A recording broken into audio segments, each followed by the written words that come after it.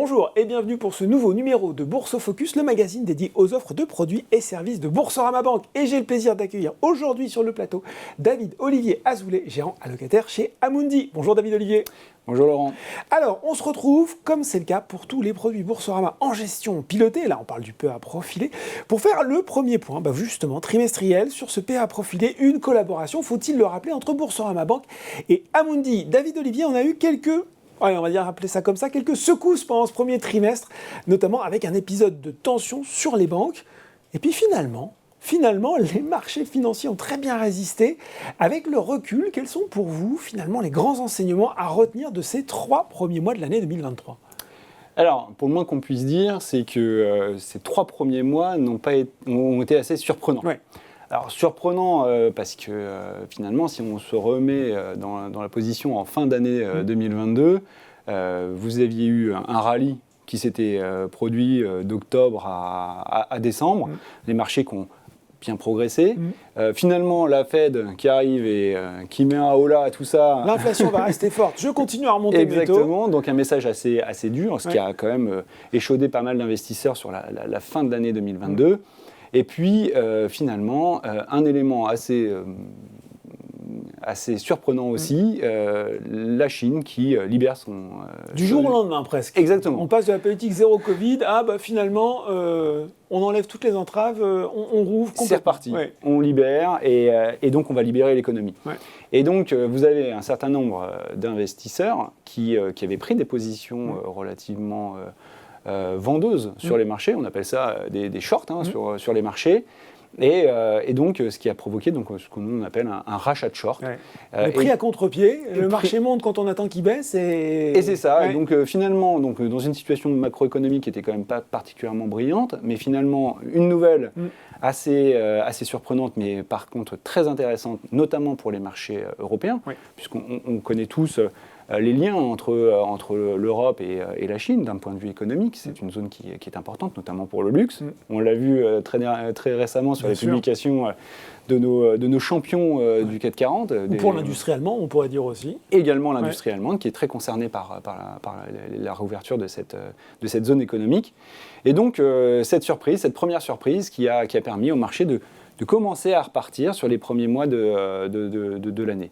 À ça, il y a d'autres facteurs positifs qui étaient également assez contre-intuitifs, qui ont également pris à contre-pied nos prévisionnistes. C'est l'énergie. Finalement, on a eu un hiver bien plus doux qu'attendu. Et donc, les prix qui devaient s'enflammer et qui donc avaient possibilité d'avoir des conséquences fortes sur notre industrie n'est pas venu. Et donc, on a eu plutôt même des prix modérés qui sont revenus assez rapidement à des niveaux satisfaisants pour cette industrie. Donc, des facteurs positifs.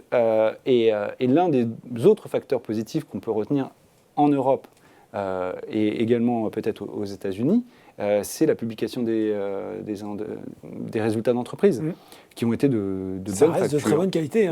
Assez stable, des marges qui se tiennent, malgré un contexte inflationniste qui était quand même très très fort en 2022. Donc on a vu qu'un certain nombre d'entreprises ont eu cette capacité de passer des prix pour conserver leurs marges. Et donc des publications, alors que du 4e trimestre 2022 ou des résultats annuels ont été des très bonnes factures. Et là, on débute encore une fois ce début de trimestre avec des publications aux États-Unis qui sont aussi bien orientées et en Europe aussi. Donc on voit que même sur le début de l'année 2023, cette tendance, elle se confirme. Exactement. Donc voilà, pour résumer un petit peu, on a donc des marchés européens qui ont très bien performé, surperformé même les marchés américains de manière assez significative. Alors évidemment, on ne peut pas faire l'impasse. Le 6 mars, un événement aussi soudain que brutal est intervenu avec la faillite, on peut le dire, d'une banque régionale américaine qui s'appelle Inconnue SVB. au bataillon jusque-là. Silicon Valley Bank, effectivement, petite banque régionale, enfin pas si petite que ça, puisque c'est quand même... 16e, on disait, 16e banque américaine. 16e banque américaine. Ce qui, à l'échelle de l'Europe, est quand même une grosse banque européenne. Effectivement, ça reste quand même une belle banque. Elle n'était pas systémique, mais effectivement, ça reste quand même une grosse banque. Et cette banque a eu des déboires sur la liquidation d'un gros fonds obligataire qu'elle détenait, laquelle elle a engrangé une forte moins-value. Et donc là, on crée le doute chez les clients, tout simplement. Et un phénomène de bank run qui s'est mis en œuvre, c'est-à-dire que les clients vont retirer leur argent. Et à l'heure de Twitter, ça va beaucoup plus vite qu'avant. En plus. Exactement. Et ce phénomène, il s'est matérialisé en quelques temps. Alors, l'avantage aussi, c'est qu'il n'y a pas que les réseaux sociaux aujourd'hui qui sont... Les banques centrales aussi, elles vont plus vite. Exactement, vous m'enlevez les mots de la bouche, c'est exactement ça. Les banques centrales qui ont réagi dans un temps record et qui ont finalement calmé la situation. First Republic est venu récupérer des actifs de SVB et ça a permis finalement de calmer la situation. Par contre, il y a eu des conséquences fortes sur les marchés, et notamment sur le marché obligataire.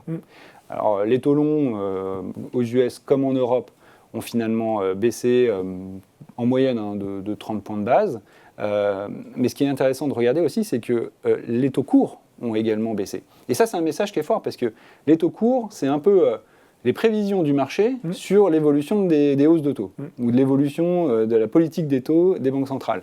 Et qu'est-ce que ça induit d'avoir des taux courts qui ont baissé? C'est que finalement, on arrive peut-être à la fin du cycle de hausse des taux à la Fed. En tout cas, c'est ce que les marchés pensent. Et voire même peut-être des baisses. Ouais. Alors, ce n'est pas tout à fait notre vision chez Amundi. Ouais. Nous, on reste encore sur quelques hausses, mais j'aurai l'occasion d'y revenir. Ouais. Ce qui est important de voir, c'est que ces difficultés sur le système bancaire, banque régionale américaine, a eu aussi un choc. C'est l'épisode Crédit Suisse. Voilà, en Europe. Et qui a été très rapidement ouvert, très brutal, très rapidement refermé. Voilà, le dossier était connu. Ouais. Contrairement peut-être à SVB, Crédit Suisse, ça fait des mois, voire peut-être quelques années, je pense qu'on peut se dire, qu'il y a des difficultés au sein de cet établissement. Il n'y avait pas de problème de liquidité à proprement parler. On avait plus de 140% de liquidité au sein de Crédit Suisse. Mais encore une fois, ce phénomène de bank run qui a commencé à se mettre en lumière, à partir du moment où vous voyez des images avec... dans les médias, de personnes qui font la queue pour aller retirer leur argent. Quand la confiance est perdue, ça peut aller très vite. Ça va très vite. C'est pour ça que le système financier est un système, c'est un secteur à part de l'économie, c'est un système qui repose beaucoup sur la confiance. Et donc là aussi, la Banque centrale européenne et suisse. Et les autorités suisses, et le gouvernement suisse, tout le monde y est allé en Suisse. Tout le monde y est allé, et là, du coup, on a désigné un candidat au rachat de Crédit Suisse, c'était UBS. Candidat forcé, on pourrait le penser, mais en tout cas, les choses ont été faites pour que la situation s'apaise. Et donc, effectivement, le calme est revenu globalement sur les marchés, ce qui a permis potentiellement d'avoir ce rebond de marché qui est passé du mi-mars à... On a effacé toute la perte. Enregistré pendant cet épisode. Exactement. Alors là, c'est toujours bien de planter le décor, si je puis dire. Mais vous, David Olivier, qu'est-ce que ça vous a amené à faire sur ce premier trimestre? On l'a vu, trimestre au final plutôt porteur, mais avec quand même quelques à-coups. Voilà. Alors vous le savez, nous avons une offre qui est composée de plusieurs profils. Il y a plusieurs mandats. Alors, peut-être les rappeler, qui ont chacun leurs caractéristiques propres. Donc c'est pour ça que ça vaut peut-être le coup de le rappeler un petit peu. On a un profil offensif qui est plutôt qui est investi exclusivement en Europe, avec un biais responsable.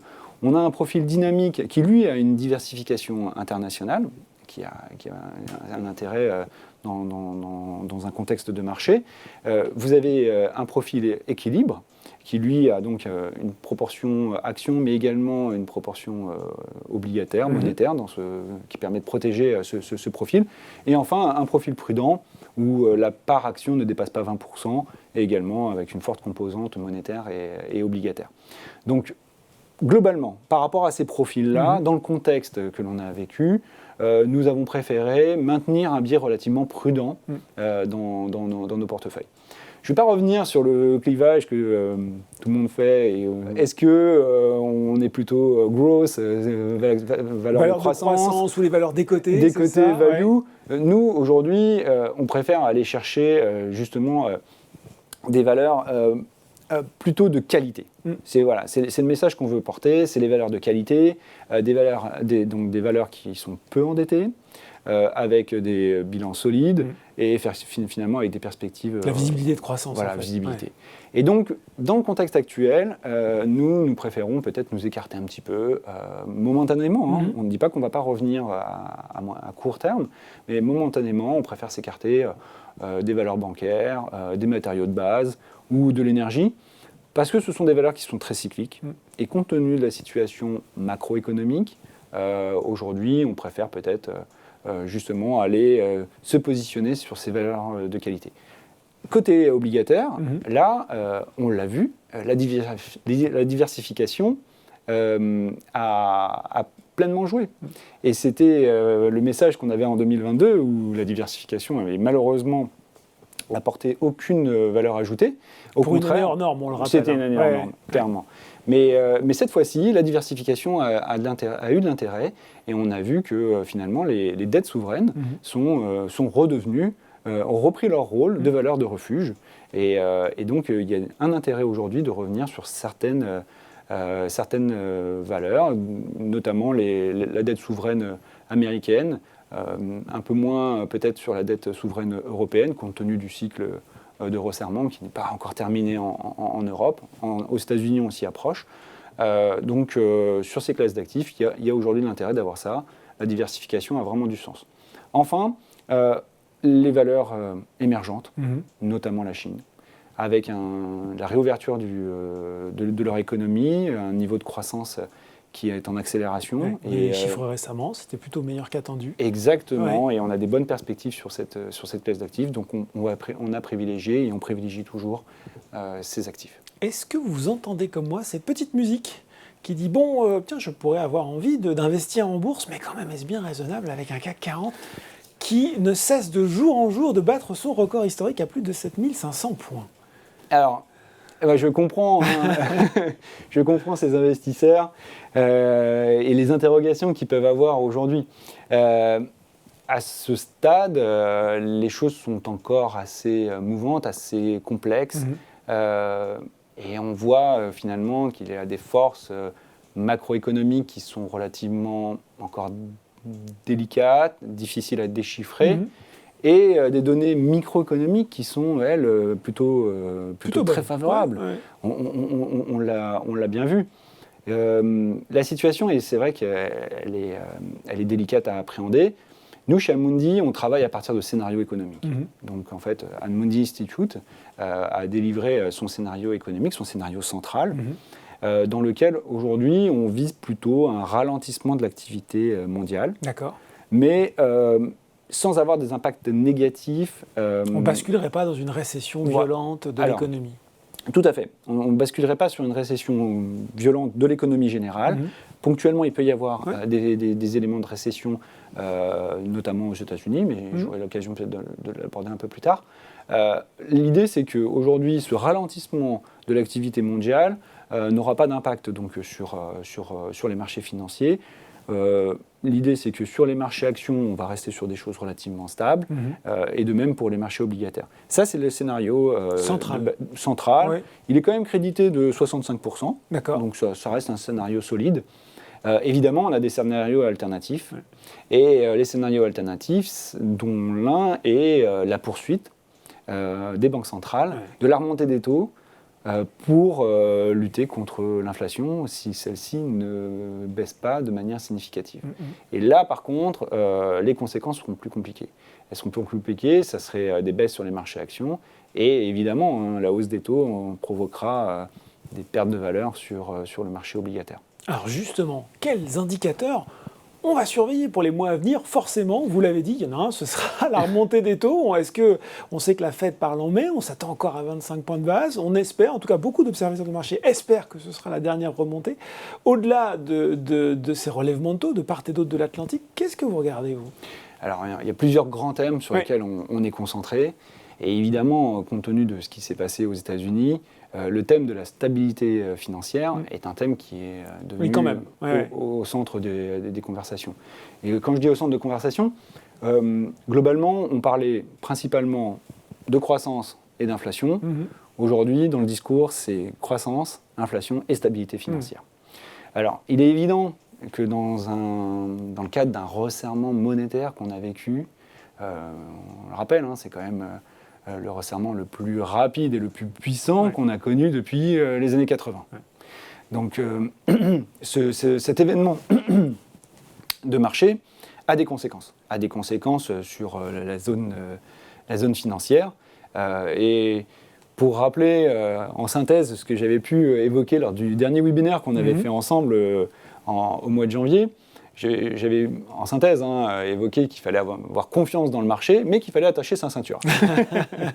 Et bien finalement, on voit bien que... On reste un petit peu là-dessus. On reste un peu là-dessus, et l'idée c'est que voilà, lorsqu'on est en voiture, bien attaché, lorsqu'il y a un grand coup de frein, comme la Fed a pu le matérialiser avec cette hausse de taux qui est massive, eh bien on se demande qu'est-ce qui va finir dans le pare-brise. Ouais. Et donc on sait que ça va craquer. C'est difficile de savoir précisément où et dans quelle intensité. Donc aujourd'hui, ce que l'on sait par contre par rapport à cette situation-là, c'est que finalement, les banquiers centraux se retrouvent globalement plutôt proches de la fin de leur resserrement monétaire. Et comme vous l'avez évoqué tout à l'heure, y a deux éléments importants. C'est finalement le taux terminal théorique, alors celui qu'on vise pour avoir un taux d'inflation défini dans une zone économique, puis le taux terminal pratique, celui que le marché est prêt à supporter. Ouais. Exactement. Et là, je pense qu'il y a une convergence entre les deux qui nous amène globalement à ce que vous avez évoqué.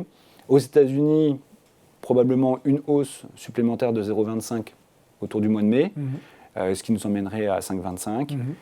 Et pour la Banque Centrale Européenne, alors 50 points de base supplémentaires de hausse. Est-ce qu'en une fois, la probabilité est plutôt en deux, 2 fois 0,25, ce qui nous emmènerait donc de 3 à 3,50, et ce qui nous permettrait donc cette fois-ci d'avoir une bonne visibilité sur la fin de ce resserrement.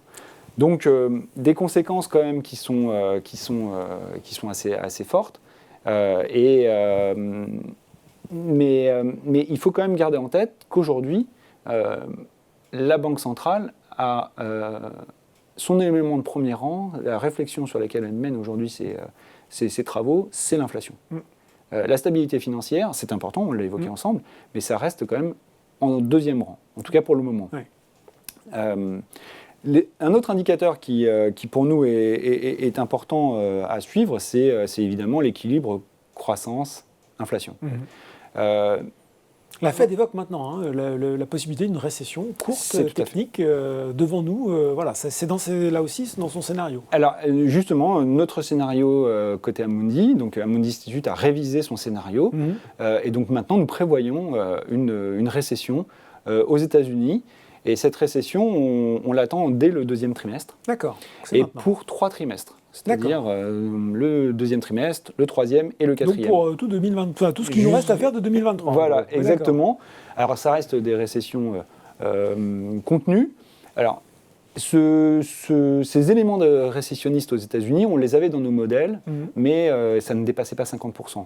Donc on ne l'avait pas matérialisé. Évidemment, les événements que l'on a connus au niveau des banques régionales américaines ont des conséquences.